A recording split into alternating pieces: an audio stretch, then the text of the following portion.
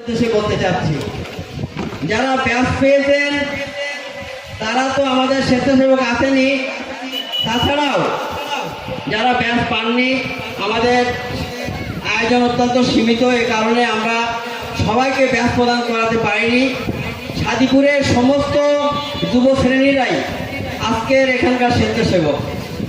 হয়তো কেউ ঝামেলা বা হয়তো ঘোরাফেরা বা অসামাজিক কোনো কার্যকলাপে থাকলে তাকে বুঝিয়ে আমাদের এই মাহফিলে নিয়ে আসবেন। আর বিশেষ করে আস্তানার মোড়ে ওইখানে একটি ট্রাফিকিং করবেন। ওখানে আমরা দেখলাম অনেক রাস্তাঘাট ব্লক করে অনেক গাড়ি ঘোড়া, অনেক লোকজন হয়তো ঘোরাফেরা করছে, সেটাকে নিয়ন্ত্রণ করবেন। এরপরে হচ্ছে আজকের এই মাহফিল যাদের দীর্ঘদিনের প্ররোচনায় এই